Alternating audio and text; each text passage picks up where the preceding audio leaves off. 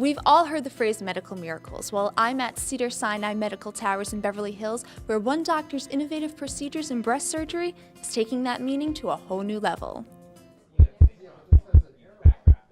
We just started the surgery. Dr. Aronowitz had made the first incision. He has been featured on the hit show The Doctors, and celebrities like Suzanne Somers sing his praises. And no scars, it's just so fantastic. Dr. Joel Aronowitz has been a respected and successful plastic surgeon for over 30 years, but his progressive work these days with reconstructive breast surgery that's earned him national recognition and makes him the go-to guy for breast cancer survivors started out with much humbler beginnings and a woman named Diane. She sat in my office in tears and we talked about this because even though she wasn't a doctor, she realized that the surgery she had had was way too disfiguring, way unnecessarily disfiguring for the cancer that she had.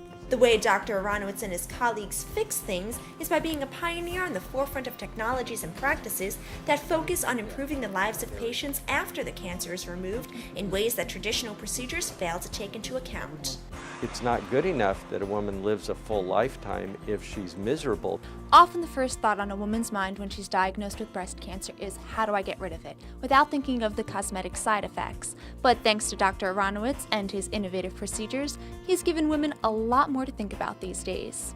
We have a lot of different techniques that allow us, with planning ahead of time and cooperation with the breast cancer team, to produce a result that is both effective in treating the cancer and allows the woman to have a natural breast that's not painful, that she can be happy with. Such techniques include day-of procedures that can be performed in outpatient centers as opposed to hospitals, like nipple-sparing mastectomies, where the breast tissue is removed but the skin remains intact, making it a perfect candidate for successful reconstruction.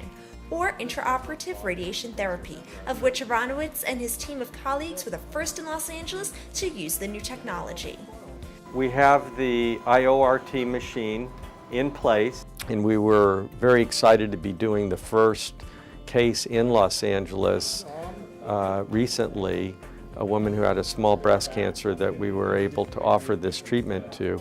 And hopefully this will be the standard of care in the future and largely replace the old-fashioned external beam radiation that women suffer through nowadays.